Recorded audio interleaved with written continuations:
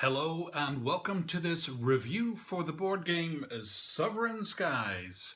If you'd like to know how to play this game, what the components look like, I've got an unboxing video for that, a tutorial video, and also a separate setup video. I made two mistakes in the setup and I was corrected by God himself.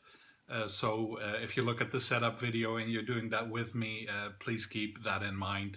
I've corrected myself in the description of the video.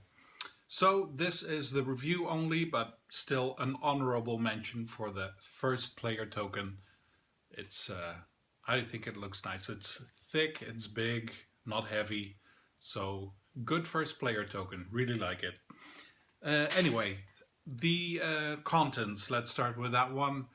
I'm happy with it. It all looks nice and colorful. I know on front it sort of looks like a serious, epic game, and it's not a comedy game whatsoever. But the components look nice and colorful. It is a light game. It's not very long and it's not very complicated. The only thing I would have to say about that is, for a game that's on the fairly short side, the setup can take quite a bit of time. Of course, there are longer setups, but often those games are a bit longer. I have the same problem with Mysterium. I don't know if you're familiar with it, but Mysterium is a game that's not very long. It's also about 45 minutes in length, just like Sovereign Skies. And it takes forever to set up, much longer than Sovereign Skies. So I always think, okay, it's definitely not something to worry about too much.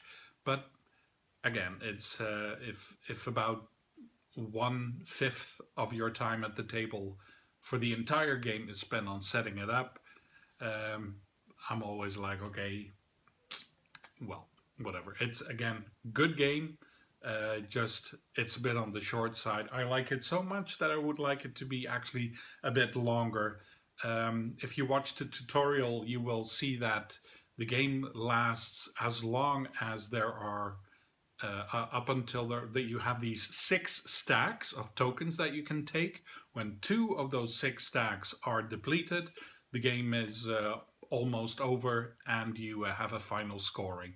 Maybe for players who want to make it longer, you can make a house rule that it has to be 3 stacks. I don't know if that works. I haven't tried it yet.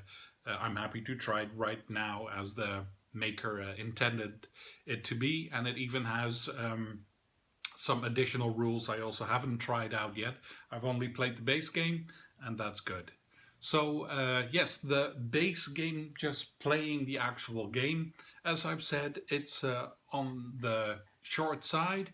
I've played it with 2 players, my partner, and one time with 3 players. It goes up to 4 players, but right now in the Netherlands, where I live, Amsterdam, you're not allowed to have more than 1 person come over. Since we live with 2 people here, we can only do players with games with 3 players, and somewhere along the game, the 3rd player forgot what the end game requirement was: 2 depleted stacks. She depleted the 2nd stack, and the game was over. And she was like, "Oh no! If I had known that, I wouldn't have done it." Yeah, I felt like I wanted to evolve a bit more. So that's a good thing. I think it's good when you play a game, you're like, oh, I wish it wasn't over yet. I wanted to do so much more. But it is what it is. I think there's also another game, La Stanza, that I have a video of. Same thing. It's even a bigger setup, quite a long game, quite elaborate, but it's not a long game. And it's over before you know it. And in my case, I want to play it again, try again, see how much you can do before the game is over. Plus, I think you should encourage a sort of cooperative stretching out of the game. I mean, it's up to everyone. As soon as the two stacks are depleted, the game is over. So work together to make sure the stacks don't run out too soon. So yeah, what else is there to say? The rules were simple. The rule book was well written, quite clear, um, and I wouldn't call this a gateway game, um, but maybe it carefully can be drawn into that, a gateway game, which is a game for board gamers, of players who usually do not play board games. They are familiar with the more famous old-fashioned titles, you know the ones I mean. And other than that, they don't try board games at all. And especially if it's something like horror or dragons or science fiction, people who don't play board games can think, oh God, it's all these geeks around the table, and it's a rule book that's basically a book. And maybe you even have to dress up for it. All nonsense, we know that, but there are plenty of people out there who still think board gaming is something big and epic. In that case, Sovereign Skies would be a really good game to introduce to someone, to show them, so you can play something which is a science fiction genre. It will not be long, it will not be complicated. And in this case, it's fun. It looks fun, it's colorful, like I said. And since it's not that complicated, it's also suitable for players who usually don't play these types of games.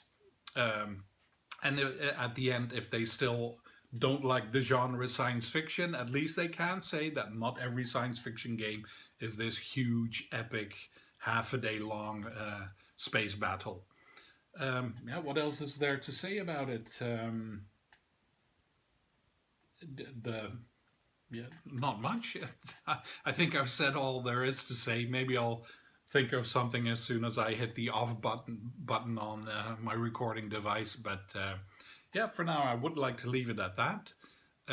So good game. I don't give ratings, but you do know if I make a review, then in my opinion, it is a good game. It gets a good score rating on BoardGameGeek.com right now, and that's well deserved. So I'm looking forward to more games of Aaron Andrew Wilson in the future. And this one's published by Deepwater Games. Thank you for watching this review, and see you for the next one.